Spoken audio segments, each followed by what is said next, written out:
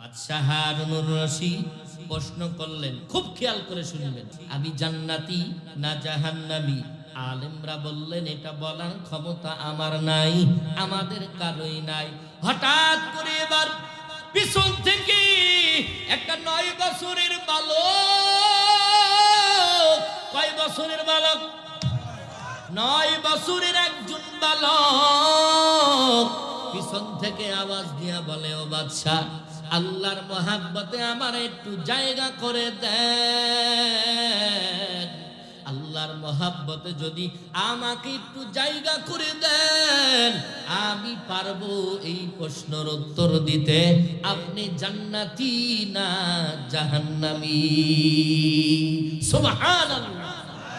সব আলেমরা চুপ হয়ে গেল, সব আলেমরা চুপ হয়ে গেল। আমরা পারলাম না প্রশ্নের উত্তর দিতে, কিন্তু ছোট্ট বালক উত্তর দিবে কি দিয়া উত্তর দিবে একটু দেখি। এই বাবা, ক্ষমতা দিয়া উত্তর না, টাকার বাহাদুর দিয়া উত্তর দিবে না। আল্লাহর বান্দা ছোট্ট বালক উত্তর দিবে আমার মাওলা পাকের কালামের আয়াত দিয়া, দলিল দিয়া, আর উত্তর দিবে হলো ইলম দিয়া। ইলমেরা জাজ করদন বেহিসাব, খলকে রাদাতন জওয়াবে বাসওয়াব। আল্লাহু আকবার। কি দিয়া উত্তর দিবেন? জোরে বলেন।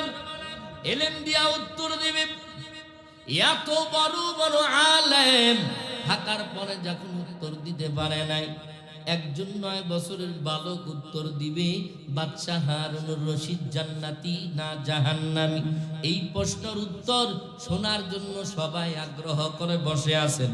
এইবার ছোট্ট বালক ডাক দিয়া কয়, বাদশাহ বলেন তো দেখি, প্রশ্ন যিনি করে তিনি বড়, না যিনি প্রশ্নের উত্তর দেয় সে বড়? বাদশাহ ডাক দিয়া কয়, যে প্রশ্ন করে সে হলো ছাত্র, আর যিনি উত্তর দেয় সে হলো শিক্ষক। সাময়িক সময়ের জন্য হলেও আমি এখন তোমার ছাত্র, তুমি হলো আমার শিক্ষক। এইবার ছোট্ট বালক ডাক দিয়া কয়, ও বাদশাহ, যেহেতু আপনি বলেছেন আমি আপনার শিক্ষক, তাইলে আপনার সিংহাসনটা এখন আমারে দিয়া দেন, আপনার সিংহাসনে আমারে বসায় দেন, আমি ইলম দিয়া আপনার প্রশ্নের উত্তর দিয়া দিব। ইলম দিয়া প্রশ্নের উত্তর দিয়া দিবা 9 বছরের বালক। বাদশা তো দুনিয়ামুখী কোনো বাদশা না, এই বাদশা তো আল্লাহ ভীরু বাদশা। বাদশাহ এবার ডাক দিয়া কয়, তাড়াতাড়ি আমার জন্য নিচে বিছানা করে দাও, আমার জন্য নিচে বিছানা করে দাও, আর বালকরে সিংহাসনে বসাইয়া দাও। এই বালক উত্তর দিবে, আমি জান্নাতি না জাহান্নামী? বালকরে সিংহাসনে বসাইয়া দেওয়া হলো। এইবার বালক সুন্দরভাবে সিংহাসনে বসার পরে দেখেন আমার তেলাওয়াত কিন্তু আয়াত এই ঘটনার সাথে কেমন মিল পাওয়া যায়। বাদশা এবার বাদশারে ডাক দিয়া কয়, বাদশাহ, আল্লাহকে হাজির ও নাজির মনে করে বলবেন, মিথ্যার কোনো আশ্রয় নিবেন না। আপনি যে রাষ্ট্র চালাইতেছেন, চেয়ারের মধ্যে বসে আছেন, কত বেগানা নারী তাদের রাষ্ট্রীয় কাজে অথবা তাদের ব্যক্তিগত কাজে আপনার কাছে আসে। বলেন, আপনি কি জীবনে কোনোদিন জিনা করেন নাই? যদি জিনা করিয়া থাকেন, আল্লাহর মহাব্বতে মিথ্যা কথা বলবেন না, স্বীকার করবেন। এইবার বাচ্চা চোখের পানি ছেড়ে দিয়া কইরে বলো, আল্লাহর মহাব্বতে তোমাকে বলি, আমি বাদশা যখনই আমার অন্তরের মধ্যে এরাদা হইল জিনা করব, আমি যখন জিনার এরাদা আমার অন্তরের ভিতরে হয়ে যায়, মনের মধ্যে জ্বলন কামনা যখন আমি ভাবতে থাকি, হঠাৎ করে আমি যখনই ভাবি আমি যে জিনা করব, কিন্তু জিনা করার পরে আবার কি উপায় হবে? আল্লাহর আদালতে যদি আমি জিনাকারী হইয়া দাঁড়াই, আল্লাহর আদালতে যদি আমি জিনাকারী হইয়া দাঁড়াই, আল্লাহর আদালতে দাঁড়াইয়া কি জবাব দিব রে বাবা? ওই দিন তো দাঁড়াইতে হবে সবাইকে, কেউ ছাড় পাবি না। আল্লাহর আদালতে আমি বাদশাহ হারুনুর রশিদ জিনাকারী হয়ে যদি দাঁড়াই, আল্লাহ বলবে যাও জলদি করে জাহান্নামের দিকে চলে যাও। আমি আমার মাওলা জাহান্নামের আগুনের ভয়, যখনই আমার মন চেয়েছে জিনা করব, কিন্তু জাহান্নামের আগুনের ভয়। আল্লাহকে হাজির নাজির মনে করে বলি, যখনই আমার মনের মধ্যে কল্পনা হয়েছে আমি জাহান্নামের আগুনের ভয় আর জিনা করি নাই, এটা আমি আল্লাহর নামের সিফাতের কসম করে বললাম আমি কোনোদিন জিনা করি নাই। 2 নম্বরে প্রশ্ন করলো ছোট্ট বালক বাদশাকে, বাদশাহ বলেন তো দেখি, আপনি ক্ষমতার চেয়ারে বসে আছেন, বলেন এই ক্ষমতার চেয়ারে বসে থাকিয়া আপনি জীবনে কোনোদিন জনগণের আমানতের খেয়ানত করেন নাই, জনগণের অধিকার থেকে আপনি বঞ্চিত করেন নাই। বাদশা এবার ডাক দিয়া কয়, রে বালক, আমার জীবনে আমি কতটা দিন এতটা সুযোগ পেয়েছি, আমি যদি চাইতাম রাষ্ট্রের কত টাকা আমি আমানতের খেয়ানত করতে পারতাম, কিন্তু যখনই আমার এরাদা হয়েছে আমানতের খেয়ানত করব, তখনই আমার দিলের মধ্যে ভয়, আমার দিলের মধ্যে ভয়।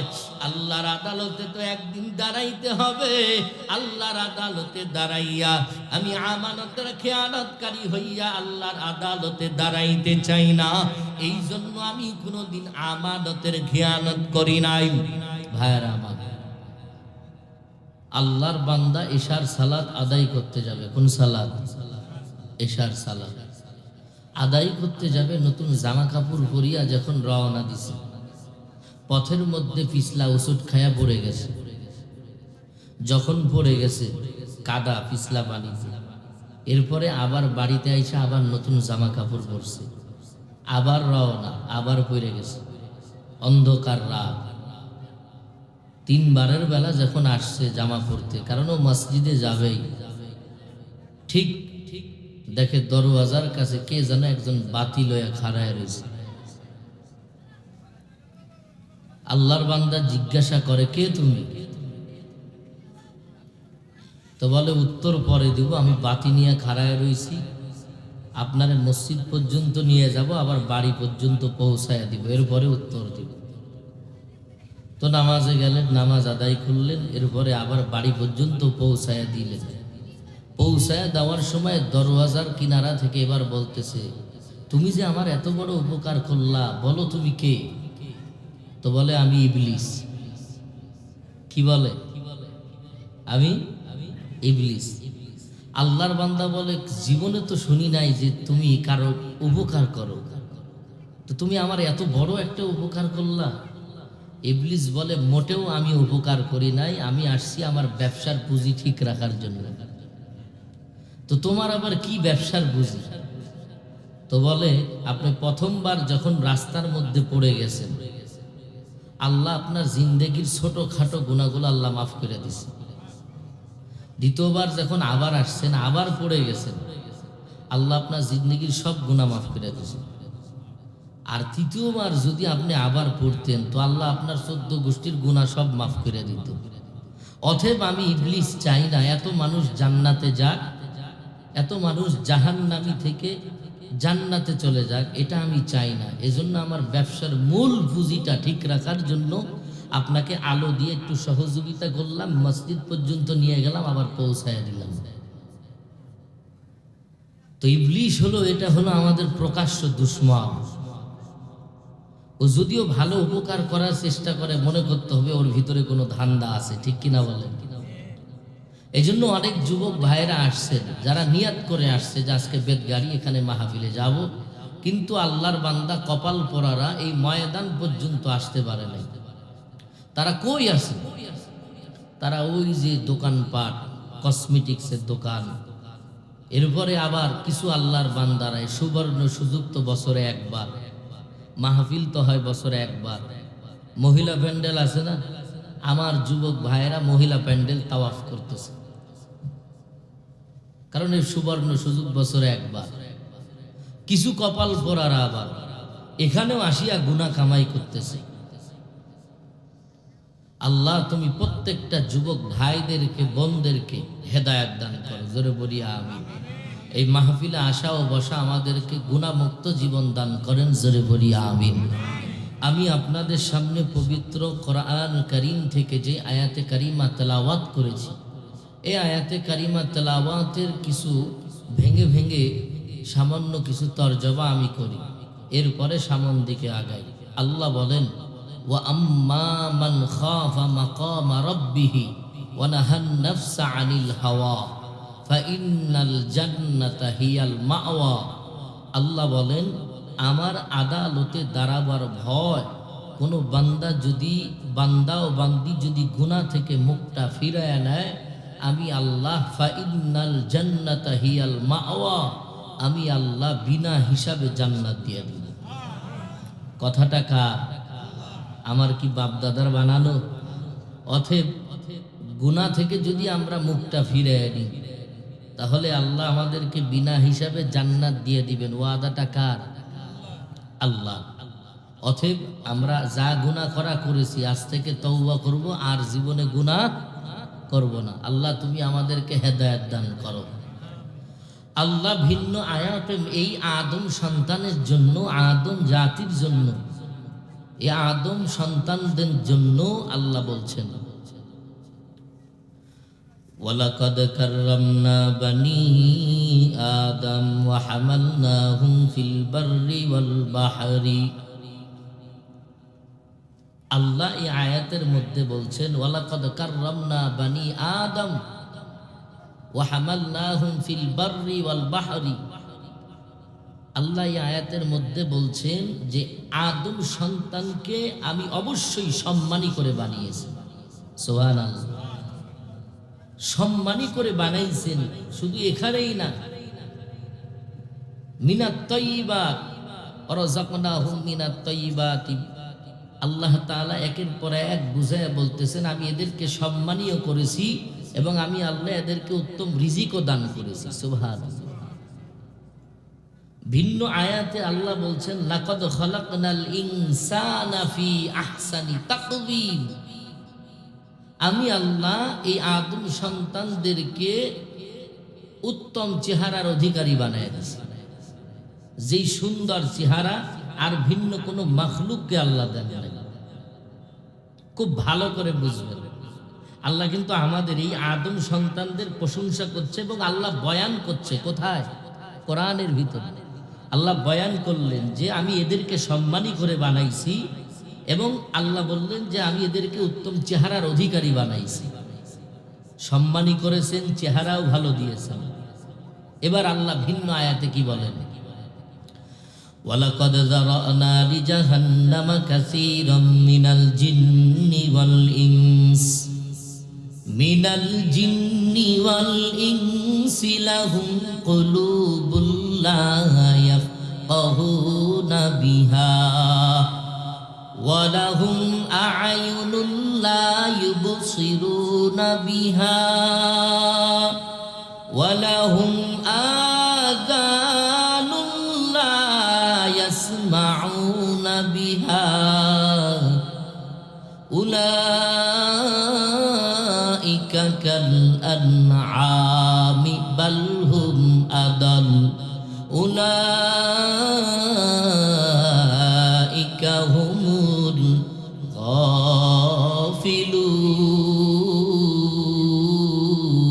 গাফিলুন।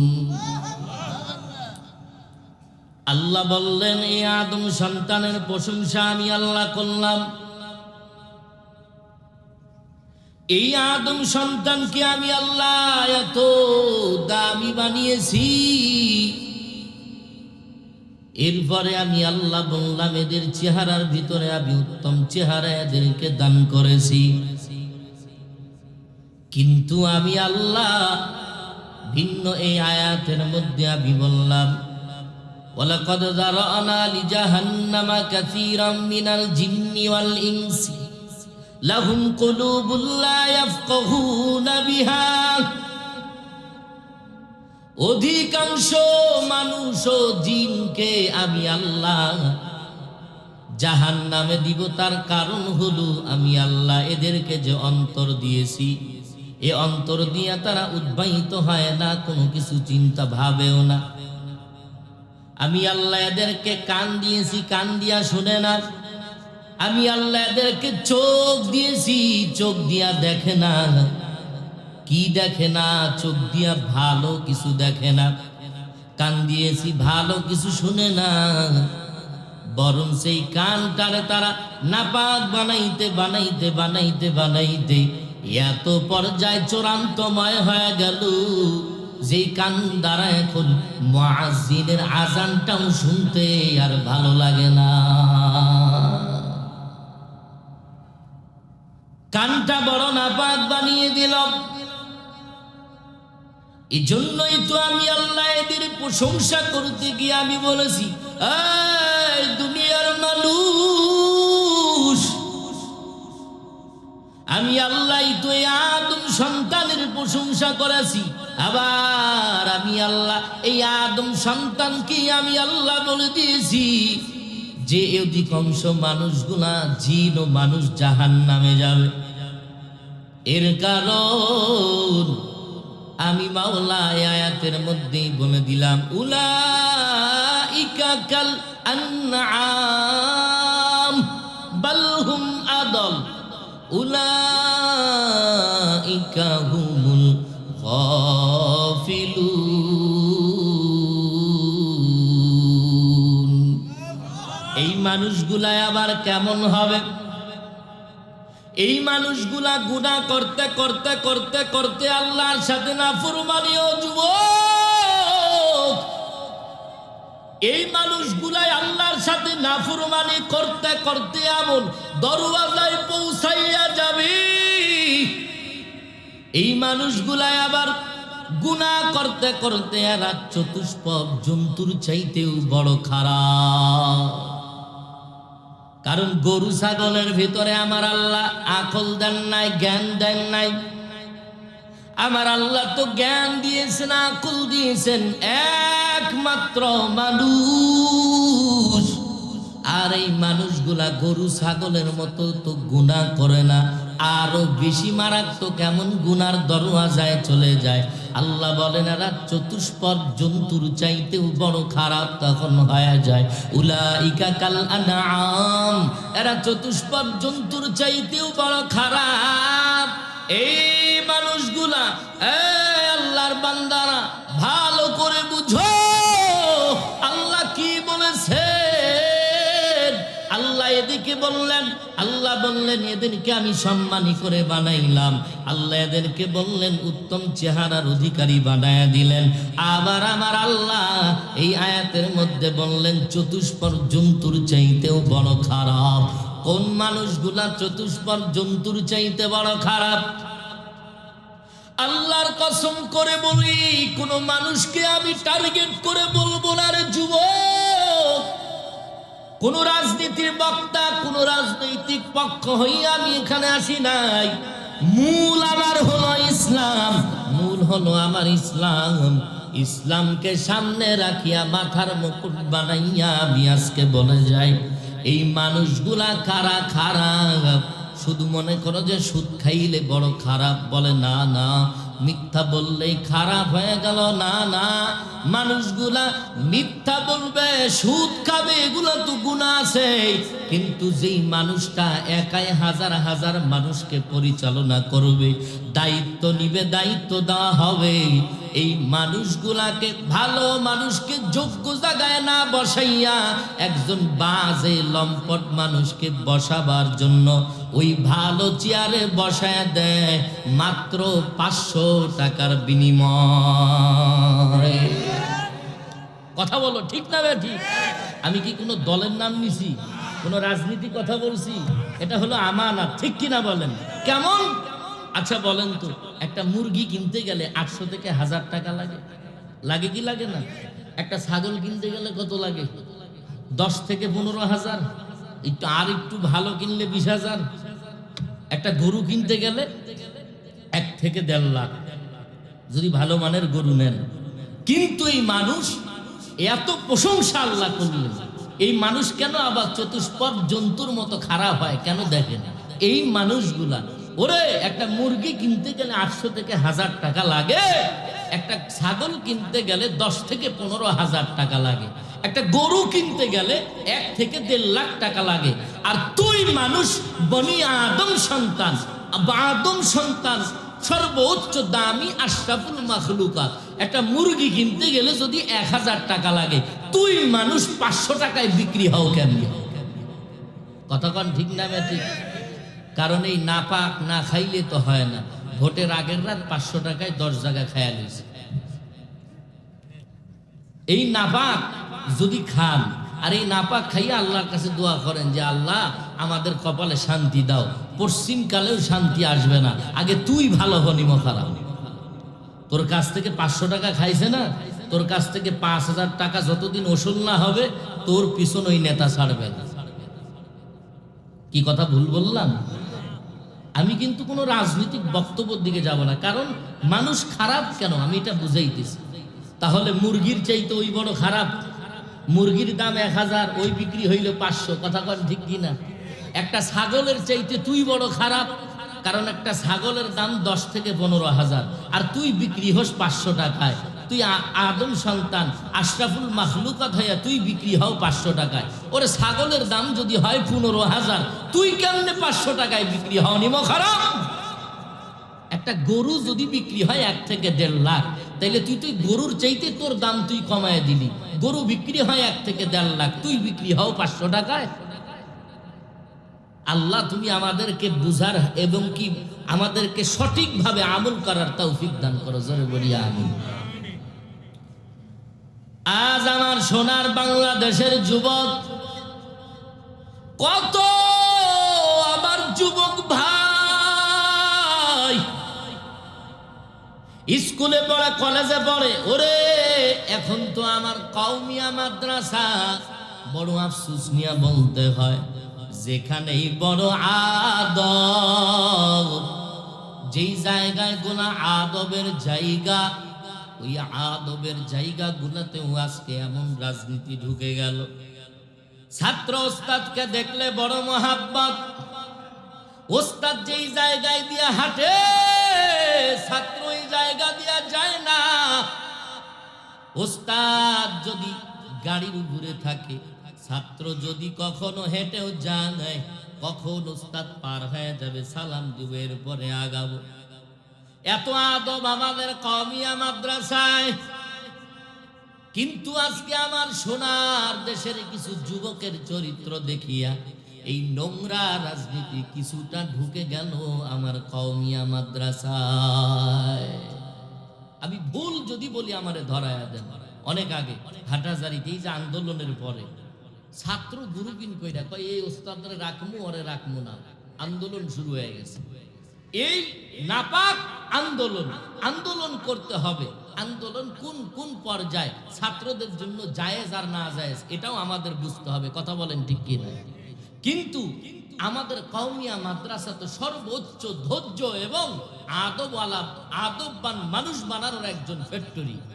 সেখানে এই সহবত কিছু কিছু পাইছিল। কেন? আমার সোনার দেশের যুবকরা যখন শিক্ষকদের বিরুদ্ধে আন্দোলন করে, নিজের মা বাবার বিরুদ্ধে আন্দোলন করে রাস্তায় নেমে যায়।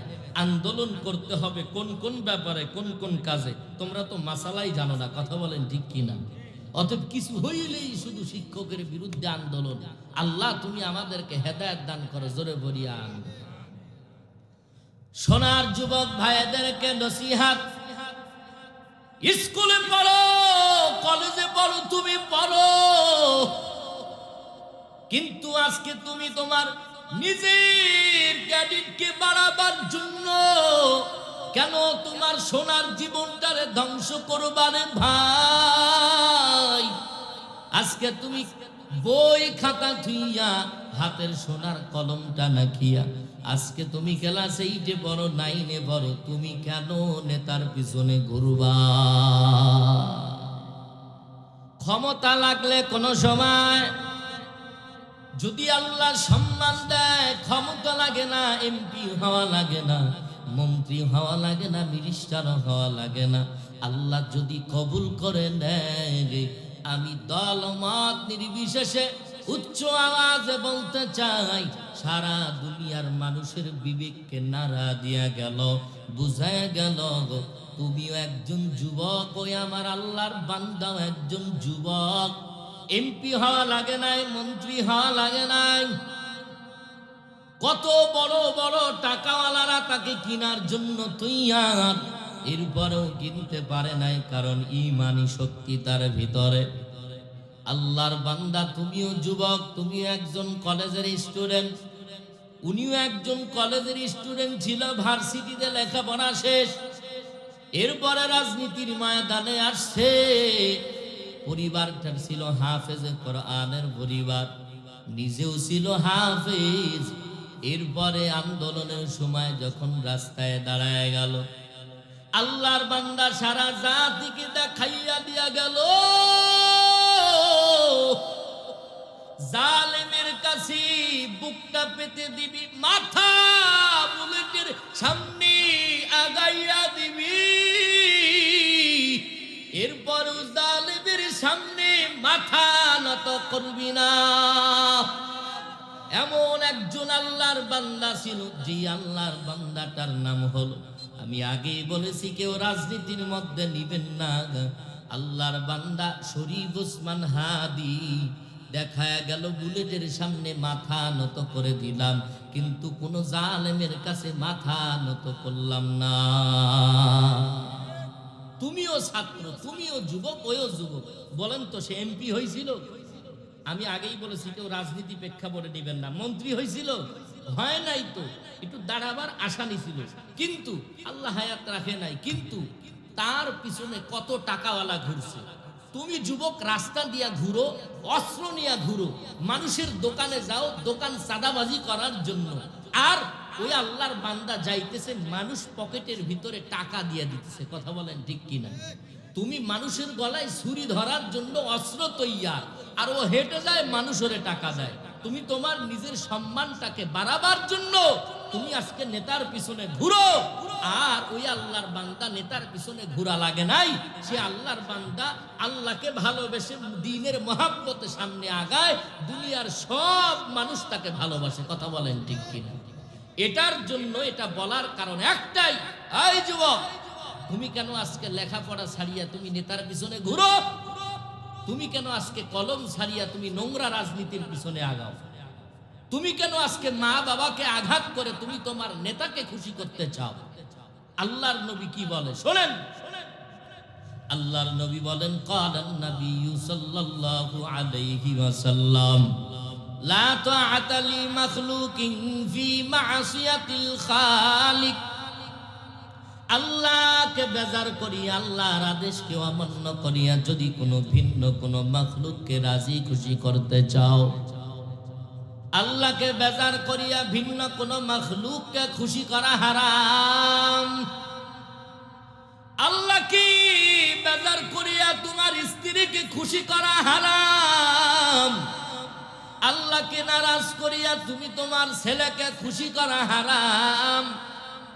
আল্লাহ যেই কাজে খুশি, ওই কাজে যদি তোমার বিবি নারাজ হয়, সেটার জন্য বিবিকে বুঝাও। আর আমার আল্লাহ যেটাতে বেজার, ওই কাজে যদি তোমার স্ত্রী খুশি হয়, তাহলে আমার আল্লাহ বেজার। আমার আল্লাহকে বেজার করিয়া যদি তুমি চলো, তোমার আমলের মধ্যে শিরিকের গন্ধ পাওয়া যাবে। আর শিরিক হলো এমন বড় মারাত্মক একটা অস্ত্র, এই শিরিক যার ভিতরে ঢুকবে, আগুন যদি জ্বালায় দাও, গনগনা আগুন, এই আগুনের মধ্যে যদি লাকড়ি ফেলে দাও, মুহূর্তের মধ্যে দেখবা আগুন লাকড়ি জ্বালায় দেয়। শিরিকের গন্ধ যার ভিতরে আছে, আল্লাহর মহাব্বতে শিরিক থেকে চলে আসো। শিরিক তেমন ভাবে ঠিক আগুন যেমনি লাকড়িরে জ্বালায় ছাই করে দেয়, একজন মুমিন বান্দার সব আমল গুলারে জ্বালায়া পোড়ায়া ছাই বানায়া দেয়। ফামান কানা ইয়ারজু লিকা রাব্বিহি ফালইআমাল আমালান সালিহা ওয়ালা ইউশরিক বিইবাদাতি রাব্বিহি আহাদা।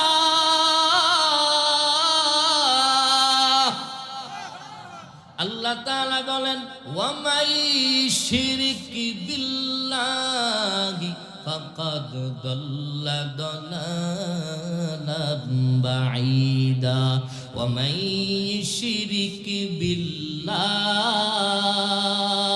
ফাকাদ হারামাল্লাহু আলাইহিল জান্নাহ ওয়া মাই শিরিক বিল্লাহি ফাকাদ দাল্লা দালালান বাঈদা। শিরিক বড় মারাত্মক একটা অস্ত্র। আল্লাহর সাথে যদি কেউ মুলাকাত করতে চাও হে মুমিন, শিরিকের দরওয়াজা থেকে ফিরাইয়া আসো।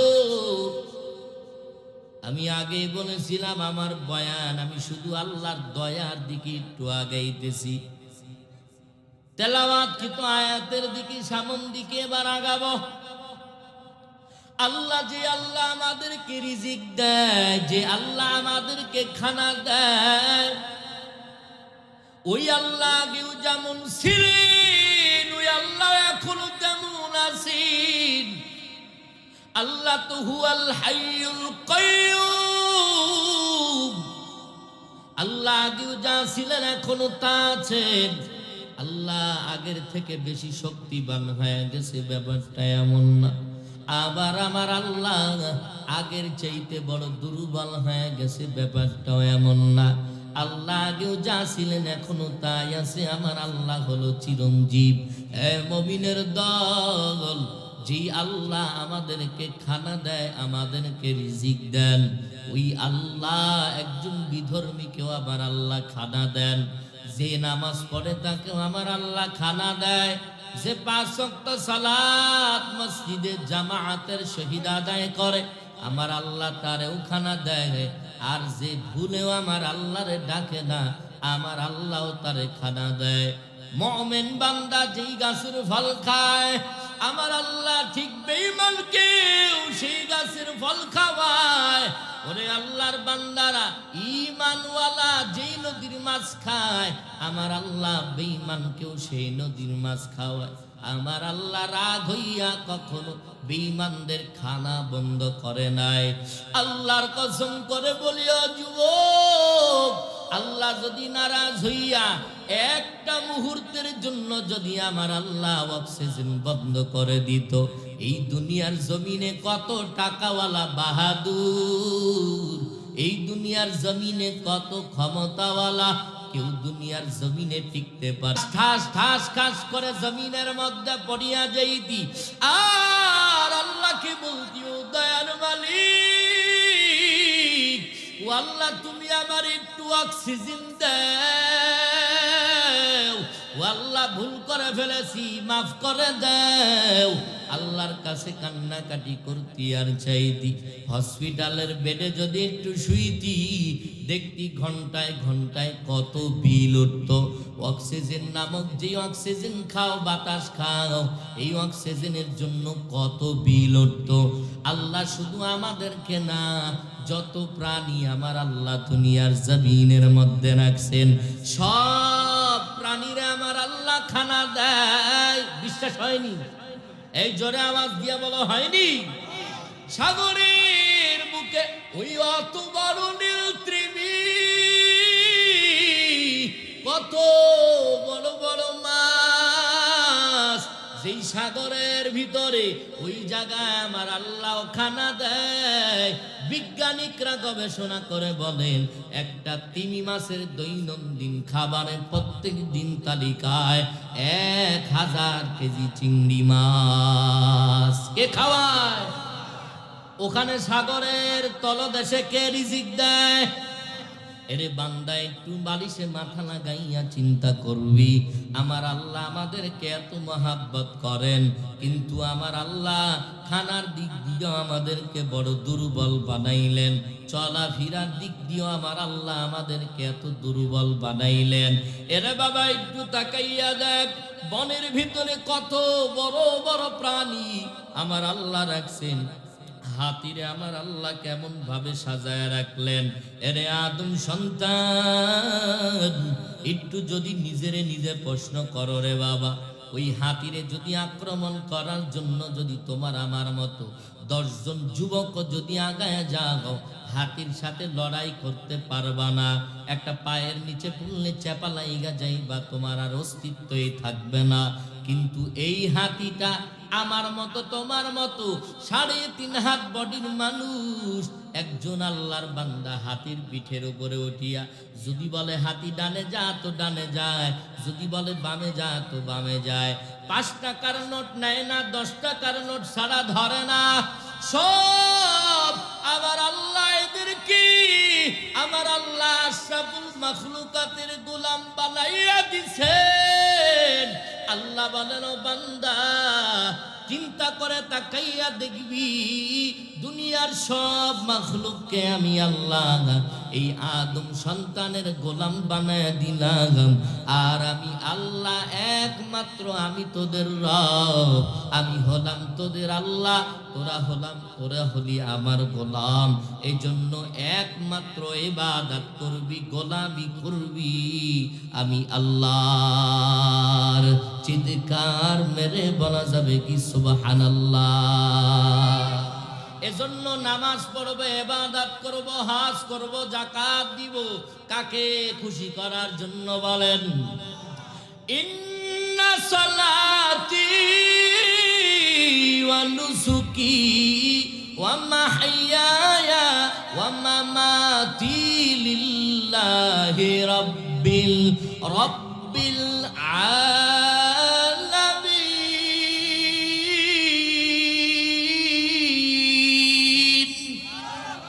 আমি নামাজ পড়বো, আমি যাকাত দিব, আমি হজ করব, কাকে? রাজি খুশি করার জন্য।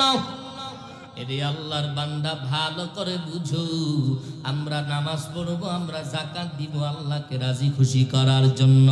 3 শ্রেণীর মানুষরে সবাই দুনিয়ার বুকে বলে এরা হলো জান্নাতি। কয় শ্রেণী বলেন? একটু আওয়াজ দিয়ে বলতে হবে, কয় শ্রেণী? এই যুবক, দিলটা কানটা লাগাইয়া শুনো আমার যুবক ভাইরা, আজকে তো ময়দানে কান্নার আওয়াজ নাই রে যুবক। আল্লাহ বলেন, ফালিয়াদহাকু কলিলান ওয়া লিয়াবকু কাসীরা। কম হাসো, বেশি বেশি কান্না করো। আজ তো ময়দান থেকে কান্নায় হারায় গেল, বরঞ্চ যেই বক্তা বেশি হাসাইতে পারে ওই বক্তার বড় দাম। যদি বক্তা একটু যদি হাসাইতে পারে ওই বক্তার বড় দাম। আবার যদি বক্তা একটু স্টেজের উপর ওইটা নাচে তো ওর আরো দাম। কথা কোন ঠিক কি? এই দেখছেন, কয় এটাও কয় ঠিক। হ্যাঁ, বাঙালি তো এটাই চলতেছে। কারণ আমার যুবক ভাইয়েরা অনেক কষ্ট করে আয়োজন করছে। ভাই আমি শুধু আল্লাহর মহাব্বতের কিছু কথা বলতেছি, এরপরে তেলাওয়াত কিন্তু আয়াতের উপরে ঢুকবো ইনশাল্লাহ। সামন দিকে 10 থেকে 15 মিনিট সময় দেওয়া যাবে তো ইনশাল্লাহ। আর 10টা মিনিট সময় দেওয়া যাবে না? খারাপ লাগে আপনাদের? মোনাজাত দিয়ে দিমু? যাক আলহামদুলিল্লাহ। একটু আল্লাহকে রাজি খুশি করার জন্য এলাকাবাসী যেন বুঝতে পারে আজকে মাহফিল হইতেছে। কি তোমরা কি ঘুমাও? ওই কোনাতে আমার সব যুবক ভাইরা, তোমরা কি ঘুমাও? তোমাদেরকে একটু ঠিক করি। আপনারা ওলামা একরাম অতএব যারা মুরব্বী আছেন তারা মাইন্ড করবেন না, কারণ মাইন্ড করলে শাইন হবে না। কথা বলেন ঠিক কিনা? কারণ এদেরকে ঠিক করার জন্য, এরাই হলো ইসলামের বিপ্লব। এরা যদি ভালো হয়ে যায়, আজ এই মাহফিল যদি না দিয়া এরা যদি গানের একটা আয়োজন করত অথবা নর্তকী আরে নাচাইতো, আপনাদের মা আপনাদের বাবা যারা অন্ধকার কবরে চলে গেছে, ফেরেশতা যদি পিটাইতো একবার, এখন আরো 10 বার পিটা। কথা কোন ঠিক কিনা? আর হক্কানি ওলামা একরাম আসার কারণে আল্লাহ কবরের আযাব 41 দিন পর্যন্ত মাফ করে দিন। এবং আজকে এই ময়দানে অনেক গুনাহগার গুনাহমুক্ত জীবনওয়ালা হয়ে এখান থেকে বের হয়। এজন্য এই যুবক ভাইয়েরা যারা আজকে একটা গানের কনসার্ট না দিয়া যারা এই সুন্দর উপহার আমাদেরকে দিলেন, তাদের জন্য কি দোয়া করতে হবে না? আল্লাহর রাসূল বলেন, যুবকরা আমাকে সহযোগিতা করেছেন আর বুড়ারা আমার দুশমনি করেছেন। এজন্য ওই কষ্টের জিন্দেগিটা, ওই জিন্দেগি যদি বুঝেন তাহলে বুঝতেন যে কত বড় কষ্ট আমার রাসূলকে দিয়েছে। এজন্য যুবক ভাইয়েরা, তোমাদেরকে 2 মিনিট একটা নসিহত করি। 20 থেকে যারা আলহামদুলিল্লাহ যারা 40-এর কোটা পার হয়ে গেছেন তারা হাত উঠাবেন না। 40-এর নিচে যারা আছেন তারা কষ্ট করে একটু হাত দেখানো যাবে ইনশাল্লাহ। যারা উপরে গেছেন তারা হাত দেখাবেন না। 1 থেকে 25, 30, 35 পর্যন্ত হাত উঠাবেন। আরে বাবা, 1 থেকে মানে যারা যুবক মানুষ, যারা যুবক আছে তারা হাত তোলেন ইনশাল্লাহ। আলহামদুলিল্লাহ, আল্লাহ কবুল করুক। জোরে বলে আমিন, হাত নামা। শোনো, তোমরা তো নিজেকে বড় চালাক মনে করো, তাই না? কেমন চালাক? ওই যে কইলাম যে হুজুর আমি গুনাহ করব কিন্তু গুনাহ যেন না লেখা হয়। আমার সোনার যুবকরা, আমার অনেক মা বোনরা আসছে, আমি সবার উদ্দেশ্যে বলি, তোমরা যারা এখানে আসছো আজকে বয়ান শোনার পরে একটা জিনিস বুঝো, তোমার ইজ্জতকে তুমি 4 দেওয়ালের মাঝে বিক্রি করলা। কেউ দেখে নাই, দেখছেন কে? একটু জোরে আওয়াজ দিয়ে বলতে হবে কে? এই আমগো হুজুরদের মধ্যে কি আল্লাহ যৌবন দেয় নাই? আল্লাহ কি আমাদের যৌবনের চাহিদা দেয় নাই? তো তুমিও যুবক, আমিও যুবক, তোমার মধ্যে যৌবন আছে, আমার ভিতরে আছে, ওটা তো একটা বারুদ। তো তুমি ধরে রাখতে পারলা না, তোমার যৌবনকে তুমি পার্কে বিক্রি করলা, 4 দেওয়ালের মাঝে বিক্রি করলা। আর আমারে কোন পাগলে ধরলো যে আমারও তো মন চাই কিন্তু করি না কেন, যৌবন বিক্রি করি না কেন? একমাত্র কার ভয়? আল্লাহর ভয়। অতএব তুমিও কবরে যাবা, আমিও কবরে যাব। তোমাদের জন্য নসিহাত, তোমরা যারা এই পার থেকে মগা আর মুগি আছে না নাই, মগা এপার থেকে সারা রাত কম্বলের নিচে শুয়া শুয়া মুগিরে SMS করতেছে, চ্যাটিং করতেছে, সারা রাত ঘুম নাই।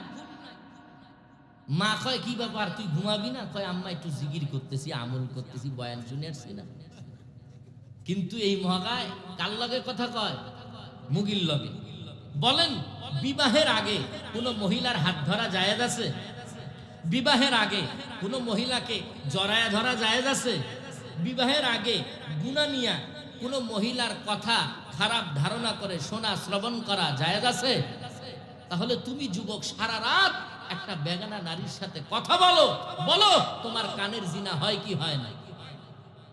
তুমি একটা মেয়েরে আজ যারা এখানে আমার যারা পুরুষ ভাইয়েরা, মহিলা মা বোনরা আছে, আমি 2 জনের জন্যই কথা বলবো, সবাই উভয়ের জন্য বলতেছি। তোমরা আজকে যারা যুবক ভাইয়েরা এপার থেকে ওপার যাদের আছে আলহামদুলিল্লাহ, যাদের একজন আরেকজন আছে, কথা বুঝো তোমরা কিছু? হ্যাঁ, ছেলেরা কয় হ্যাঁ হ্যাঁ হুজুর বুঝি। তো আপনারা তো বুঝবেন না, ওরা বুঝবে।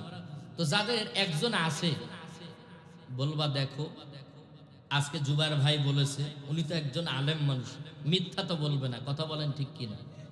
আমার কানের জিনার জন্য আমি জাহান্নামী হয়ে যাব, আমার হাতের জিনার জন্য আমি জাহান্নামী হয়ে যাব। অতএব আল্লাহর দুনিয়ায় যেহেতু আসছি, চলেও যেতে হবে। আসছি যেমন সত্য, চলেও যেতে হবে সত্য। অতএব আমি জিনাকারী হইয়া আল্লাহর আদালতে যাইতে চাই না। তুমি যদি আমাকে পছন্দ করো তাহলে আমি তোমার পরিবারে প্রস্তাব পাঠাইতেছি, তুমি কি আমাকে বিয়ে করতে রাজি? কারা বলবে? ছেলেরা, যুবক ছেলেরা। কি কথা বুঝতেছো তোমরা? তোমরা বলবা ইনশাআল্লাহ। তুমি যদি আমাকে পছন্দ করো তাহলে আমি তোমাকে বিয়ে করতে চাই। যদি দেখো ওই পার থেকে মুগি, এবার কে? মুগি। ওই পার থেকে যদি বলে না আমার তো এখনো বয়স হয় নাই, আমি কি বল ক্লাস 8-এ পড়ি, 9-এ পড়ি, আমার তো বয়স হয় নাই, আমি তোমাকে এখন বিয়ে করতে পারবো না, তাহলে বুঝতে হবে ও তোমার সাথে গাদ্দারি করতেছে। তোমার মতো আরো 10টা মুগা তোমার পিছনে ওর পিছনে আরো 10 জন পুরুষকে ঘুরাইতেছে, কথা বলেন ঠিক কিনা? তুমি একাই মগা হয় নাই, তোমার মতো আরো 10টা মগা ওই মুগির পিছনে ঘুরে, কথা বলেন ঠিক কিনা?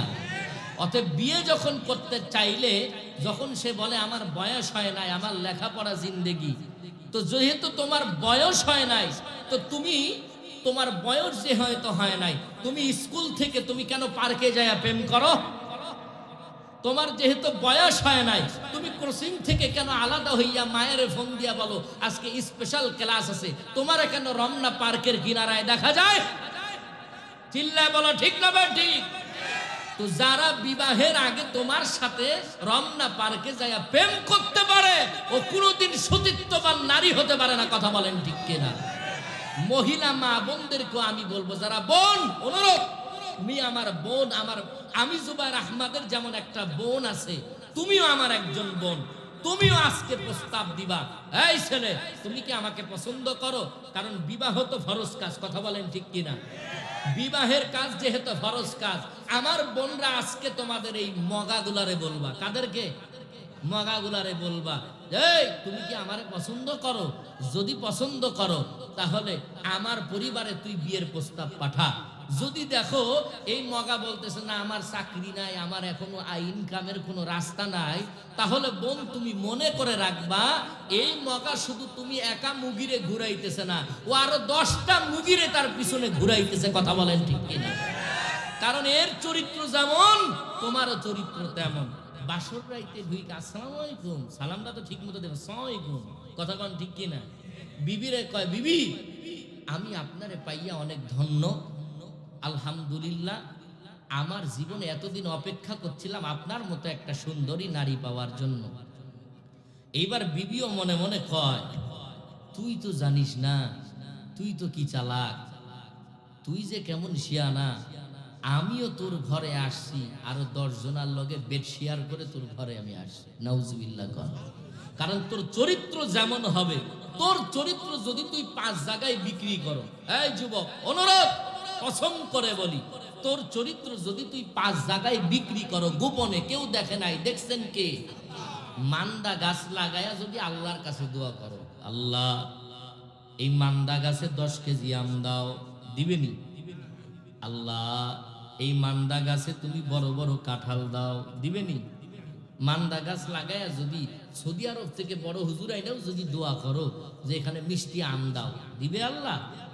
আগে আম গাছ লাগাও, ভালো জাতের গাছ লাগাও, এরপরে ভালো ফল আবার আশা করো। কথা বলেন ঠিক কিনা?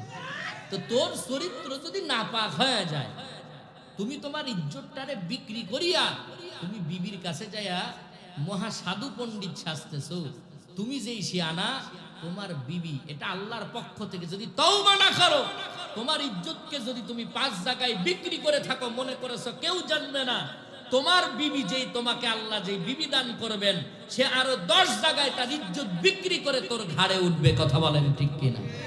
অতএব চরিত্র নষ্ট করা যাবে, ইজ্জতকে বিক্রি করা যাবে। এমন একটা জামানায় এই জন্য আসলাম, এই জামানায় সইতেও পারি না, কইতেও পারি না। আল্লাহ তুমি আমাদেরকে মাফ করো, জোরে বলি আমিন। এবার একটু সামন দিকে আগাবো ইনশাল্লাহ। যুবক ভাইরা আমার সাথে বলা যাবে তো ইনশাল্লাহ? কারা কারা রাজি আছো? 2টা হাত আল্লাহকে দেখায় দাও।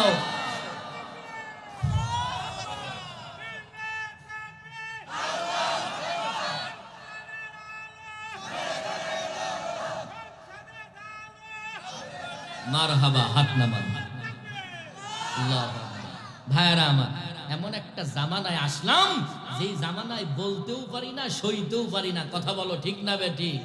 তাইলে ঘুম যেন আমাদের না আসে, 10টা মিনিট আমলের নিয়াতে বয়ান শুনবো, তার আগে আমরা একটু শরীর থেকে ঘুম ছুটাইতে চাই। রাজি আছো তো ইনশাল্লাহ?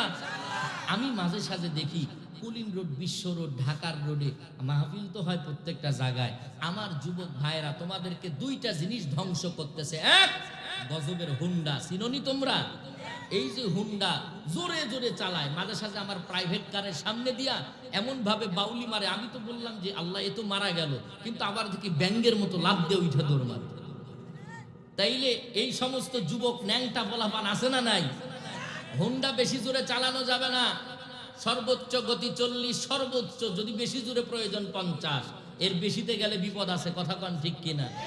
অতএব আমার যুবক ভাইয়েরা, এই যে ডাইরেক্ট তোমাদের মরণ অস্ত্র, এটার নাম হুন্ডা। বাবার গলায় ছুরি ধইরা কয় হুন্ডা কিনে দিবি, না হলে আমি গলায় ফাঁস দিব। এমন যুবক আছে না নাই?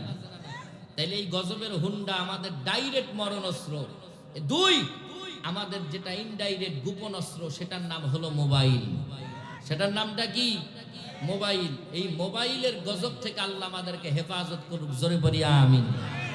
মাঝে সাঝে হুন্ডা চালায়, মাঝে সাঝে দেখি মাইয়া আর পুরুষ সমান, কাউরে বোঝা যায় না। লেডি বাইকার আছে না নাই? ওই মগার চুল যেমন ছোট, মাইয়ারও চুল ছোট। মগাই পড়ছে ক্যাপ, মাইয়াও পড়ছে ক্যাপ। মগাই পড়ছে জিন্স শার্ট, মাইয়াও পড়ছে জিন্স শার্ট। এগুলা পইরা একসাথে বাইকে ঘুরে, ধাক্কা লাগলেও বোঝা যায় না। সামনে থেকে দেখা ভাই আসসালামু আলাইকুম, পরে ভালো করে নজর করে তাকা যায়, চোখ দুইটা কেন রে ডানা ডানা, বুঝাও যায় না। হাতের মধ্যে ছেলেদের মতো বালা ব্যাসলাই, খুব ভালো করে বুঝলে দেখা যায় আসলে তো এটা ছেলে না, এটা হলো আমাদের মিস্টার জরিনা আপা। কথা কোন ঠিক কেনা? তাহলে এমন মেয়ে আছে না নাই? মগা তোরাও যে ভালো তা না। এই জন্য ওলামা একরাম বলে এমন একটা জামানায় আসলাম, সইতেও পারি না, কইতেও পারি না। কথা বলো ঠিক না বেঠিক? আল্লাহ রে আল্লাহ রে, কোন দুনিয়ায় পাঠাইলা আমারে। আল্লাহ রে আল্লাহ রে, কোন জামানায় পাঠাইলা আমারে। বর্তমানে পোলা মাইয়ার সমান সমান বাপ, লম্বা চুল কাটিয়া মায়ায় মাথায় লাগায় ক্যাপ। কথা বলো ঠিক না বেঠে? এই কারো কারো ভালো লাগবে না, কিন্তু আমি বয়ান তো করবো, কিন্তু এই যুবকদের পক্ষে কিছু বয়ান করার দরকার আছে না নাই? এমন ছেলে আর মেয়ে আছে না নাই? বর্তমানে পোলা মাইয়ার সমান সমান বাপ, লম্বা চুল কাটিয়া মায়ায় মাথায় লাগায় ক্যাপ। আল্লাহ রে, কোন দুনিয়ায় পাঠাইলা আমারে। আল্লাহ রে আল্লাহ রে, কোন জামানায় পাঠাইলা আমারে। হিন্দি গানের টান মারিয়া রাস্তা হাইটা যায়, কারো কারো টানে আবার বুকটা ফাটা যায়। এই চিল্লা বলো ঠিক না বেটি? এই দেখছেন এতক্ষণ পর্যন্ত যুবকরা ঘুরে বেড়ায়, এই সব ঢুকতেছে এখন। কথা বলেন ঠিক না বেটি? আরে জানি তো বেটা কোন জায়গায় কোন ক্যাপসুল দরকার। চিল্লা বলেন ঠিক না বেটি? হিন্দি গানের টান মারিয়া রাস্তা হাইটা যায়, কারো কারো টানে আবার বুকটা ফাটা যায়। আল্লাহ রে, কোন দুনিয়ায় পাঠাইলা আমারে। আল্লাহ রে আল্লাহ রে, কোন দুনিয়ায় পাঠাইলা আমারে। বর্তমানে পোলা মাইয়ার সমান সমান বাপ, লম্বা চুল কাটিয়া মায়ায় মাথায় লাগায় ক্যাপ। আল্লাহ রে, কোন জামানায় পাঠাইলা আমারে। আল্লাহ রে, সবাই একসাথে বলা যাবে তো ইনশাআল্লাহ? সবাই বলি আল্লাহ রে আল্লাহ রে, কোন দুনিয়ায় পাঠাইলা আমারে। আল্লাহ রে আল্লাহ রে, কোন জামানায় পাঠাইলা আমারে। বর্তমানে পোলা মাইয়ার দেখো কি কারবার, বর্তমানে পোলা মাইয়ার দেখো কি কারবার। মগাই পিছে মুগি, সামনে হুন্ডারি ড্রাইভার। এই আশা না নাই?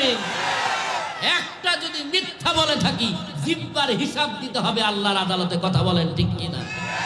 এই মগা মাঝে সাথে মগায় মুগিরে বাইক দিয়া পিছনে বয়ে বাদাম খায়, আর মুগি এবার সামনে হুন্ডার ড্রাইভার। কি জামানা আইলো আল্লাহ! বর্তমানে পোলা মাইয়ার দেখো কি কারবার, মগাই পিছে মুগি সামনে হুন্ডারি ড্রাইভার। আল্লাহ রে আল্লাহ রে, কোন দুনিয়ায় পাঠাইলাই আমারে। আল্লাহ রে আল্লাহ রে, কোন জামানায় পাঠাইলাই আমারে। লিল্লাহ তাকবীর। ওয়া আম্মা মান খাফা মাকামা রাব্বিহি ওয়া নাহান নাফসা আনিল হাওয়া ফাইন্নাল জান্নাতা হিয়াল মাওয়া। আল্লাহর আদালতে দাঁড়াবার ভয় কোন মুমিন যদি মুখটা ফিরায় নেয়, আল্লাহর আদালতে দাঁড়াইতে হবে, এই ভয় যদি কোনো নর অথবা নারী যদি অন্তরের মধ্যে স্থাপন করে, আল্লাহর আদালতে দাঁড়াইতে হবে রে মুমিন, আল্লাহর আদালতে একদিন দাঁড়াইতে হবে। এই কথাটা যদি কেউ অন্তরের মধ্যে গাঁথিয়া যদি জিনা করতে যায়, খুব খেয়াল করে শুনবেন। 5টা মিনিট সময় আমার দিনে, আমি আলোচনা ফিনিশিং এ যাব। আমার তেলাওয়াত কিন্তু আয়াতের উপরে সামনে আগাবো। আল্লাহর আদালতে দাঁড়াইতে হবে। দুনিয়াতে যদি কোনো বান্দা অন্যায় করে ফেলে, জজ সাহেবের আদালতে ওঠে, আদালতে ওঠার পর 2টা হাত এমনি করে জড়ো করিয়া বলে, ভুল করে ফেলেছি, মাফ করিয়া দেন। এমন ভাবে হাতটা আগে জোর করিয়া নেয়। এমন ভাবে যদি নিজেকে নিজে যদি জোর করায় নিতে পারো, আল্লাহর আদালতে উঠার পরে ওই দিন কোনো কানতি মিনতি হবে না। এই জন্য আল্লাহ বলেন, আমার আদালতে উঠার ভয় যদি কোনো বান্দা জিনা থেকে মুখটা ফিরায় নেয়, মিথ্যা থেকে মুখটা ফিরায় নেয়, অন্যায় কাজ থেকে মুখটা ফিরায় নেয়, আমি আল্লাহ বলে দিলাম, কোন বান্দা যদি গুনাহ থেকে যদি মুখটা ফিরাইয়া নেয়, আমি আল্লাহ তাকে বিনা হিসাবে জান্নাত দিয়ে দিব। কেমন ভাবে জান্নাত দিয়ে দিব? জান্নাতের উচ্চ মাকাম আমি আল্লাহ দান করব। এরে বাবা, আমি আমার তেলাওয়াতকৃত ঘটনা আয়াতটা একটু সামনে টানবো। এই দুনিয়ার জমিনের ভিতরে কত রাজা বাদশারা যারা রাজ্য চালাইছেন, এদের ভিতরে দুনিয়াদারি ভাব, কিন্তু খাঁটি আল্লাহওয়ালারা যারাই ক্ষমতার মসনদে বসেছেন, যারা ক্ষমতা চালাইছেন, এরা যদি আমার ক্ষমতার চেয়ারে বসার পরে সব সময় তালাশ করেছেন, ও আল্লাহ তোমার আদালতে একদিন তো আমাকে দাঁড়াইতে হবে, এই জন্য আমি আমার ক্ষমতাটা অপব্যবহার করতে আমি চাই না। এমন একজন আল্লাহর বান্দা ছিল, যার নাম হলো বাদশাহ হারুনুর রশিদ। এই আল্লাহর বান্দার নাম আপনারা জানেন, অনেকেই শুনেছেন। এ মুমিনের দল, দিলটারে ধাক্কা মেরে মেরে বলবি, আমিও যদি জাহান্নামীর আসামি হয়ে যায়, কি হবে আমার উপায়? বাদশাহ হারুনুর রশিদ এত বড় একজন বাদশাহ, ক্ষমতার মসনদে চেয়ারের মধ্যে বসেছেন। চেয়ারের মধ্যে বসিয়া আল্লাহর বান্দাকে, আল্লাহর বান্দার মনের মধ্যে প্রশ্ন হলো, ওই রাজ্যের যত বড় বড় আলেমরা ছিল, সব আলেমদেরকে একটা বেলা মেহমানদারি করাবেন, খানা খাওয়াবেন। বাদশাহ হারুনুর রশিদ সব আলেমদেরকে দাওয়াত দেয়, এই আলেম সমাজ, আগামীকাল দুপুরে আমার রাজ দরবারে সকলের দাওয়াত। সব আলেম আসলেন। আসার পরে যখন খানা পিনা হইল, খানা পিনা খাওয়ার পর এইবার বাদশাহ হারুনুর রশিদ জিজ্ঞাসা করলেন, ও আমার রাজ্যের আলেমরা, বলেন তো দেখি, আমি বাদশাহ হারুনুর রশিদ, আমি জান্নাতি না জাহান্নামী? আলেমরা চুপ হয়ে গেল। ডাক দিয়া বলেন, হযরত, আপনি জান্নাতি না জাহান্নামী এটা তো একমাত্র আবার মাওলাই বলতে পারে, কারণ দুনিয়ার বুকে কে জান্নাতি আর কে জাহান্নামী এটা বলার কোনো ক্ষমতা নাই। তবে হ্যাঁ, একটা নসিহত, যদি আপনি ভালো কাজ করিয়া থাকেন, তাহলে আপনি জান্নাতি, আর যদি খারাপ কাজ করেন তাহলে আপনি জাহান্নামী। বাদশা ডাক দিয়া কয়, ও আলেমগণ, এই অটো ওয়াজ তো আমারও মুখস্থ। কথা বলেন ঠিক কিনা? আমরা যদি ভালো কাজ করি তাহলে আমরা জান্নাতি, খারাপ কাজ করলে আমরা জাহান্নামী। এই ওয়াজ তো সবার মুখস্থ আছে। আমি জুবায়ের সাহেব আপনাদের সামনে বয়ান করতেছি, ভালো কাজ করলে আপনারা জান্নাতে যাবেন, এতটুকু বলার অধিকার আমি জুবায়ের আহমদ রাখি। কিন্তু কনফার্ম আপনি জান্নাতি এটা বলার আমার কোনো অধিকার নাই। এজন্য আলেমরা বলেন, আপনি যে জান্নাতি এটা বলার ক্ষমতা আমাদের নাই। আজও আমাদের সমাজে কত এমপি মন্ত্রীদের পকেটে কিছু হুজুর আছে, যেই হুজুররা, এদেরকে আলেম বললে ভুল হবে, আমার সন্দেহ, দিলের মধ্যে বড় সন্দেহ, এরা আসলে আলেম না। এরা আলেম হইলেই কাজ করতে পারতো না। 5,000 টাকার বিনিময় আল্লাহর বান্দার হাতের মধ্যে 5,000 টাকা দিয়া দোয়া চাই, হুজুর আমার জন্য দোয়া করবেন, আমি একটা পরোপকারী ব্যবসা শুরু করেছি। বলে কি ব্যবসা? বলে আমি টাকা দিয়ে 1 লাখ, 1 বছর পরে টাকা নিয়ে 1.5 লাখ। এটার নাম কি? এই জোরে বলেন, এটার নাম কি?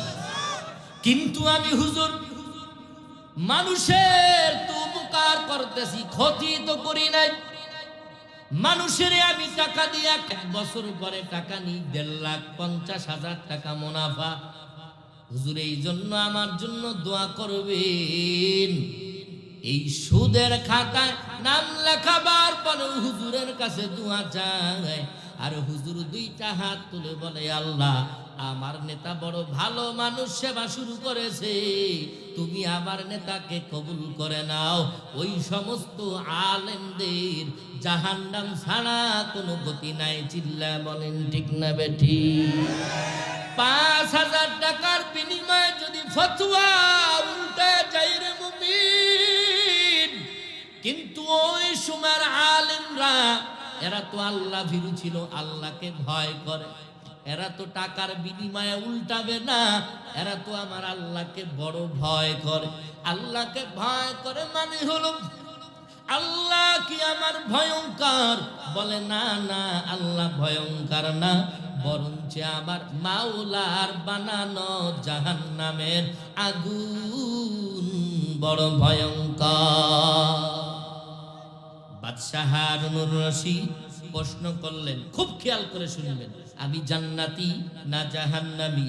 আলেমরা বললেন, এটা বলার ক্ষমতা আমার নাই, আমাদের কারোই নাই। হঠাৎ করে এবার পিছন থেকে একটা 9 বছরের বালক, কয় বছরের বালক? 9 বছরের একজন বালক পিছন থেকে আওয়াজ দিয়া বলে, ও বাদশাহ, আল্লাহর মহাব্বতে আমার একটু জায়গা করে দেন। আল্লাহর মহাব্বতে যদি আমাকে একটু জায়গা করে দেন, আমি পারবো এই প্রশ্নের উত্তর দিতে, আপনি জান্নাতি না জাহান্নামী? সুবহানাল্লাহ। সব আলেমরা চুপ হয়ে গেল, সব আলেমরা চুপ হয়ে গেল। আমরা পারলাম না প্রশ্নের উত্তর দিতে, কিন্তু ছোট্ট বালক উত্তর দিবে। কি দিয়া উত্তর দিবে একটু দেখি। এই বাবা, ক্ষমতা দিয়া উত্তর না, টাকার বাহাদুর দিয়া উত্তর দিবে না। আল্লাহর বান্দা ছোট্ট বালক উত্তর দিবে আমার মাওলা পাকের কালামের আয়াত দিয়া, দলিল দিয়া, আর উত্তর দিবে হলো ইলম দিয়া। ইলমেরা জাজ করদন বেহিসাব, খলকেরা দাদন জবাবে বাসওয়াব। আল্লাহু আকবার। কি দিয়া উত্তর দিবেন? জোরে বলেন। ইলম দিয়া উত্তর দিবেন। এত বড় বড় আলেম থাকার পরে যখন উত্তর দিতে পারে নাই, একজন 9 বছরের বালক উত্তর দিবে, বাদশাহ হারুনুর রশিদ জান্নাতি না জাহান্নামী? এই প্রশ্নের উত্তর শোনার জন্য সবাই আগ্রহ করে বসে আছেন। এইবার ছোট্ট বালক ডাক দিয়া কয়, বাদশাহ বলেন তো দেখি, প্রশ্ন যিনি করে তিনি বড় না যিনি প্রশ্নের উত্তর দেয় সে বড়? বাদশাহ ডাক দিয়া কয়, যে প্রশ্ন করে সে হলো ছাত্র, আর যিনি উত্তর দেয় সে হলো শিক্ষক। সাময়িক সময়ের জন্য হলেও আমি এখন তোমার ছাত্র, তুমি হলো আমার শিক্ষক। এইবার ছোট্ট বালক ডাক দিয়া কয়, ও বাদশাহ, যেহেতু আপনি বলেছেন আমি আপনার শিক্ষক, তাইলে আপনার সিংহাসনটা এখন আমারে দিয়া দেন, আপনার সিংহাসনে আমারে বসায় দেন, আমি এলেম দিয়া আপনার প্রশ্নের উত্তর দিয়া দিব। এলেম দিয়া প্রশ্নের উত্তর দিয়া দিবা 9 বছরের বালক। বাদশা তো দুনিয়ামুখী কোনো বাদশা না, এই বাদশা তো আল্লাহ ভীরু বাদশা।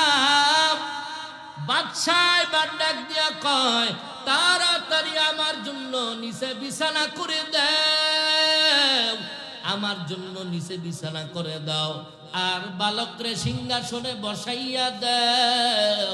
এই বালক উত্তর দিবে, আমি জান্নাতি না জাহান্নামী? বালকরে সিংহাসনে বসাইয়া দেওয়া হলো। এইবার বালক সুন্দরভাবে সিংহাসনে বসার পরে দেখেন আমার তেলাওয়াতকৃত আয়াত এই ঘটনার সাথে কেমন মিল পাওয়া যায়। বাদশা এবার বাদশারে ডাক দিয়া কয়, বাদশাহ আল্লাহকে হাজির ও নাজির মনে করে বলবেন, মিথ্যার কোনো আশ্রয় নিবেন না। যুবক ভাই, এতক্ষণ হাসি তামাশা যা বয়ান শুনলা, একটু দিলটারে যদি নরম করিয়া আল্লাহর মহাব্বতে যদি বয়ানটা 2 মিনিটের জন্য শোনো, হতেও পারে তোমার হেদায়াত, হতেও পারে আমি জুবায়ের আহমদের এই বয়ানটা আজকে সাকসেস হয়ে যাবে। কতটা রাত, কতটা দিন মানুষের পায়ে ধরে ধরে ধরে ধরে কতটা জেলায় কতটা থানায় বয়ান করি রে ভাই, আল্লাহর কসম হতেও পারে আজকে যদি একটা যুবক চোখের পানি ফেলে যদি কান্না করো আর আল্লাহর কাছে দোয়া করো, হে মালিক আমার জীবনে আমি কত গুনাহ করেছি, তোমার আদালতে তো দাঁড়াইতে হবে। ছোট্ট বালক এবার বাদশারে ডাক দিয়ে কয়, বাদশাহ আল্লাহকে হাজির ও নাজির মনে করে বলবেন, মিথ্যার কোনো আশ্রয় নিবেন না। বলেন আপনি যে রাষ্ট্র চালাইতেছেন, চেয়ারের মধ্যে বসে আছেন, কত বেগানা নারী তাদের রাষ্ট্রীয় কাজে অথবা তাদের ব্যক্তিগত কাজে আপনার কাছে আসে। বলেন আপনি কি জীবনে কোনোদিন জিনা করেন নাই? যদি জিনা করিয়া থাকেন আল্লাহর মহাব্বতে মিথ্যা কথা বলবেন না, স্বীকার করবেন। এইবার বাচ্চা চোখের পানি ছেড়ে দিয়া বাইরে বলো, আল্লাহর মহাব্বতে তোমাকে বলি, আমি বাদশা যখনই আমার অন্তরের মধ্যে এরাদা হইল জিনা করব, আমি যখন জিনার এরাদা আমার অন্তরের ভিতরে হয়ে যায়, মনের মধ্যে জলন কামনা যখন আমি ভাবতে থাকি, হঠাৎ করে আমি যখনই ভাবি আমি যে জিনা করব, কিন্তু জিনা করার পরে আবার কি উপায় হবে? আল্লাহর আদালতে যদি আমি জিনাকারী হইয়া দাঁড়াই, আল্লাহর আদালতে যদি আমি জিনাকারী হইয়া দাঁড়াই, আল্লাহর আদালতে দাঁড়াইয়া কি জবাব দিব রে বাবা? ওই দিন তো দাঁড়াইতে হবে সবাইকে, কেউ ছাড় পাবি না। আল্লাহর আদালতে আমি বাদশা হারুনুর রশিদ জিনাকারী হয়ে যদি দাঁড়াই, আল্লাহ বলবে যাও জলদি করে জাহান্নামের দিকে চলে যাও। আমি আমার মাওলার জাহান্নামের আগুনের ভয় যখনই আমার মন চেয়েছে জিনা করব, কিন্তু জাহান্নামের আগুনের ভয় আল্লাহকে হাজির ও নাজির মনে করে বলি। যখনই আমার মনের মধ্যে কল্পনা হয়েছে আমি জাহান্নামের আগুনের ভয় আর জিনা করি নাই, এটা আমি আল্লাহর নামের সিফাতের কসম করে বললাম আমি কোনোদিন জিনা করি নাই। 2 নম্বরে প্রশ্ন করলো ছোট্ট বালক বাদশাকে, বাদশাহ বলেন তো দেখি, আপনি ক্ষমতার চেয়ারে বসে আছেন, বলেন এই ক্ষমতার চেয়ারে বসে থাকিয়া আপনি জীবনে কোনোদিন জনগণের আমানতের খেয়ানত করেন নাই, জনগণের অধিকার থেকে আপনি বঞ্চিত করেন নাই। বাদশা এবার ডাক দিয়া কয়, রে বালক, আমার জীবনে আমি কতটা দিন এতটা সুযোগ পেয়েছি, আমি যদি চাইতাম রাষ্ট্রের কত টাকা আমি আমানতের খেয়ানত করতে পারতাম, কিন্তু যখনই আমার এরাদা হয়েছে আমানতের খেয়ানত করব, তখনই আমার দিলের মধ্যে ভয়, আমার দিলের মধ্যে ভয়। আল্লাহর আদালতে তো একদিন দাঁড়াইতে হবে, আল্লাহর আদালতে দাঁড়াইয়া আমি আমানতের খেয়ানতকারী হইয়া আল্লাহর আদালতে দাঁড়াইতে চাই না, এই জন্য আমি কোনোদিন আমানতের খেয়ানত করি নাই। ছোট্ট এবার বালক ডাক দিয়া কয়, বাদশাহ দুইটা প্রশ্ন করলাম, দুইটা প্রশ্নের উত্তর আপনি দিয়া দিলেন, সব প্রশ্নের উত্তরে ভুল হলো। আপনি জাহান্নামের আগুনের ভয় জিনা করেন নাই, জাহান্নামের আগুনের ভয় আপনি জনগণের আমানতের খেয়ানত করেন নাই। কাদের জন্য সুসংবাদ আমার আল্লাহ এই আয়াতের মধ্যে দিচ্ছেন, আমি আমার মন গড়া কোনো উত্তর দিব না, আমি আল্লাহর কোরআন থেকে উত্তর দিব, আপনি জান্নাতি না জাহান্নামী। এই আল্লাহর বান্দা আশিকেরা, আমরা কে কে শুনে যাইতে রাজি আছি, বাদশাহ হারুনুর রশিদ জান্নাতি না জাহান্নামী? উত্তর হবে কোরআন থেকে। আমরা কারা কারা শুনে বাড়ি যাইতে আসি, আল্লাহকে দুটো হাত দেখায়া দাও। আয় আল্লাহ মেহেরবানি করে তুমি আমাদের হাতকে কবুল করে নাও। আয় আল্লাহ মেহেরবানি করে গুনাহমুক্ত জীবন গড়ার তৌফিক দান করো, জোরে বলি আমিন। জাহান্নামের আগুনের ভয় সবাই এত কান্না করেন, ওই জাহান্নামের আগুনের ভয় সব আল্লাহওয়ালারা কতটা রাত কাটাইলেন যে ঘুম আসে না, নামাজের মধ্যে দাঁড়াইয়া দাঁড়াইয়া কান্না করেন। আমার তোমার নবী, আমার প্রাণপ্রিয় মায়ার নবী, রহমতের নবী আমার মাঝে সাঝে গুনগুন গুনগুন করে আম্মাজান আয়েশার হুজরার ভিতরে যখন কান্না করতেন, আম্মাজান আয়েশা ডাক দিয়া বলতেন, ও নবী আপনি কেন কাঁদেন? ও নবী আমার বলেন তো দেখি, আমি আয়েশার কি কোনো ভুলের কারণে আজকে কি আপনি কষ্ট পাইয়া এত জোরে কান্না করেন?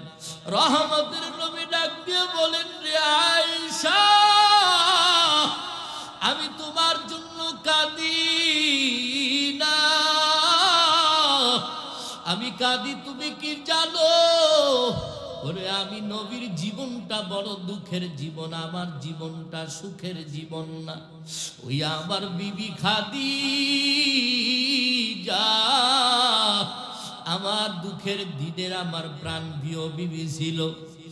ওই পাথরওয়ালা জমিন একদিন না, দুই দিন না, তিন দিন না পর্যন্ত, আমি এক সপ্তাহ পর্যন্ত বাড়ি আসতাম না।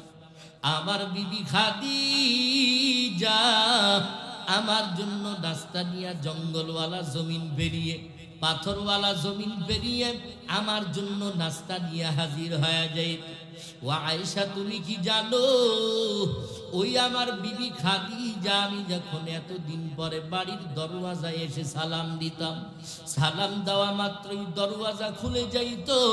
আমি যদি বলতাম, ও খাদিজা আপনি কি ঘুমান না, সাথে সাথে উত্তর দিয়া বলতো, ও রহমতের নবী আমি জানি আপনি কালেমার দাওয়াত দেন, দাঁড়ে দাঁড়ে যাইয়া মানুষকে বুঝান। ও নবী আপনার তো মাও নাই, আপনার তো বাবাও নাই, আমি যদি খাদিজা আপনার রাখিয়া যদি ঘুমাইয়া যাই, আল্লাহর আদালতে যদি আল্লাহ আমাকে প্রশ্ন করে বসেন, তাহলে আমি খাদিজা জাহান্নাম ছাড়া কোনো উপায় নাই। আমি আমার ওই বিবি খাদিজার কথা মনে উঠলে কান্না করি। আর কি কারণে কান্না করি জানো? আমি নবী কালেমার দাওয়াত দেওয়ার জন্য এত কষ্ট করেছি, আমার আপন বংশের লোকেরা, আমার কওমের লোকেরা, আয়েশা আমার আপন কওমের লোকেরা আমাকে গৃহবন্দী করে রাখলো, আমাকে আটকায় রাখলো, খানা দেয় না, পানি দেয় না। ওই দুঃখের দিনে আমি নবী, ওই দিন আমার সঙ্গী ছিল আমার বিবি খাদিজা। আমার বিবি এত ধনী মানুষ হওয়ার পরেও আমার কাছে আসিয়া সে গাছের পাতা পর্যন্ত খাইল। আমি নবী খানা নাই, পানি নাই, ঘুম নাই। আমি নবীকে এত কষ্ট দিল আমার কওমের লোকেরা, এরপরও আমার বিবি খাদিজা আমার সাথে সময় কাটাইল। আমি নবী যখন তায়েফের ময়দানে গেলাম, মক্কার জমিনের লোকেরা বলল মক্কা থেকে পাগল আসে, পাথর মারিয়া তারাইয়া দাও। ও আয়েশা, তুমি কি জানো আমার জীবনে এতটা কষ্ট ওই তায়েফের জমিনে ওই ছোট ছোট বাচ্চাগুলা যখন আমার উপরে পাথরের আঘাত, আমাকে বৃষ্টির মতো যখন পাথর মেরেছে, এরপরেও আমি কষ্ট পাই না। বৃষ্টির মতো যখন পাথর মারল, আমার শরীরে সিটা ফাটা দিয়া বৃষ্টির মতো রক্ত সিরিপ দিয়া উড়িয়া উড়িয়া যায়, আর আবার জুতা মুবারকটা আটকায় গেল। ও আয়েশা, তুমি কি জানো আমার জুতা মুবারক আটকায় গেছে রে আয়েশা, রক্তে লাল হয়ে গেল। আমি নবীর গায়ে মশা মাছি পরা হারাম, আমি নবীকে তারা রক্তে লাল করে ফেলল। জিবরাইল আমিন এসে আমার কাছে আসিয়া ডাক দিয়া বলে, আল্লাহর পক্ষ থেকে আদেশ চলে আসছে, ও নবী আপনি শুধু বলেন, আমি তায়েফের জমিনটা উল্টায়া ধ্বংস করে ফেলে দেব। মায়ার নবী চোখের পানি ফেলাইয়া ডাক দিয়া কয়, জিবরাইল না না, ওদেরকে মারিও না, কারণ ওরা তো জানে না আমি মুহাম্মদ কত বড় এতিম। ওরা যদি জানতো আমি নবীকে পাথর মারতো না, আমাকে রক্তাক্ত করতো না, ওরা না থাকলে আমি কার কাছে কালেমার দাওয়াত দেব? ওই রহমতের নবীকে যারা আজকে কষ্ট দাও, রহমতের মায়ার নবীর আদর্শ যারা মানতে চাও না, ও যুবক ভাইয়েরা, হাতে পায়ে ধরিয়া যদি ডাক দিয়া বলো, জুবার ভাই আপনার কথা দ্বারা হবে না, আল্লাহর নবী আমার এত মায়ার নবী। ও বাবারা, ওই নবী এত কষ্ট করেছেন, ওই মায়ার নবীর সুন্নাহ যারা মানতে চাও না, নবীর সুন্নাহ থেকে যারা আজকে দূরে আসো, মেহেরবানি করে নবীর সুন্নাহটারে গলার মালা বানায় দাও। আল্লাহর কাছে তওবা করো, আল্লাহ এতদিন যা গুনাহ করেছি আর জীবনে করব না। আয় আল্লাহ, মেহেরবানি করিয়া তুমি আমাদের সকলকে গুনাহমুক্ত জীবন দান করো, রাসূলের তরিকা সুন্নাত অনুযায়ী আমল করার তৌফিক দান করো। আল্লাহর কাছে উচ্চ আওয়াজে সকলে পড়ি আমিন। ভাইরা আমার, দীর্ঘ সময় বয়ান শুনলেন, এখন উত্তর হবে বাদশাহ হারুনুর রশিদ জান্নাতি না জাহান্নামী? কিসের ভয়? উত্তর দিবে জাহান্নামের ভয়। বাদশাহ হারুনুর রশিদ বলেছে, আমি জিনা করি না, আল্লাহর বানানো জাহান্নামের আগুনের ভয়। আমি মিথ্যা বলি না, আল্লাহর বানানো জাহান্নামের আগুনের ভয়। এই উত্তর শোনার আগে এই যে যুব সমাজ যারা আজকে আয়োজন করেছে মসজিদের উন্নতি কল্পে আজকে দোয়া মাহফিল, আমি এখান থেকে একটু আপনাদেরকে 2টা মিনিট বিরক্ত করব। এরপর